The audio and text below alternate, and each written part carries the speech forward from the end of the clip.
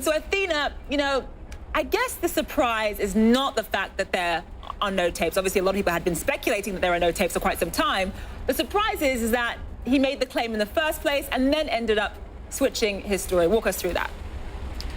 Exactly, Zain. It has been a rather bizarre month and a half or so since the president sent out that original suggestive and threatening tweet. He seemed to be threatening but the by then former FBI director. You'll remember he sent out that tweet May 12th, 3 days after firing James Comey as FBI director, making this suggestion that there are tapes or that there could be recordings of those conversations.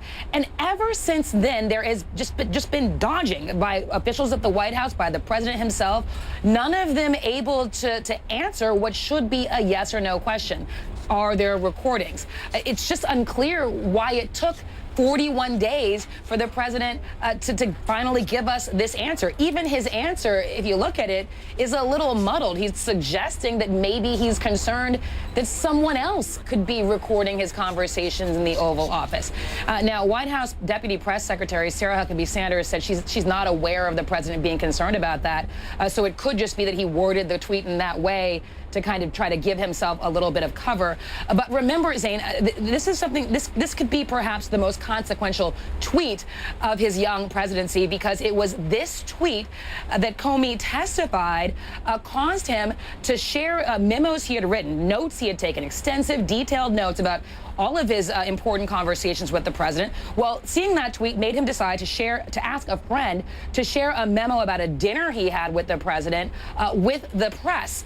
It was at that dinner that Comey says the president said to him that he hoped he could let the investigation into former National Security Advisor Michael Flynn go.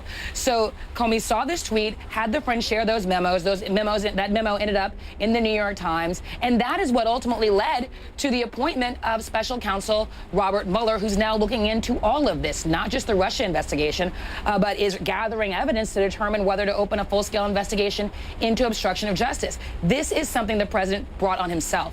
Zain? I'm sure even the president would admit now that this, obviously, based on what you just said, was a huge mistake. But the fact that he said to James Comey, or about James Comey on Twitter, James Comey better hope that there are no tapes of our conversations, will that be looked into possibly as witness intimidation? What are your thoughts?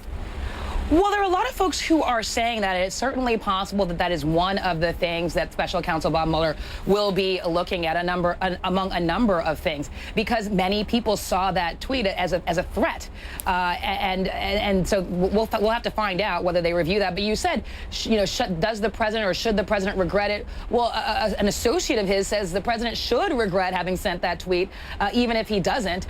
He should. Sarah Huckabee Sanders was asked if the president regrets it and said she didn't think so. But again, perhaps if not for that tweet, we might not have seen a special counsel appointed, certainly not at this point in time. Zain? All right, Athena Jones, live for us there at the White House. Thank you so much.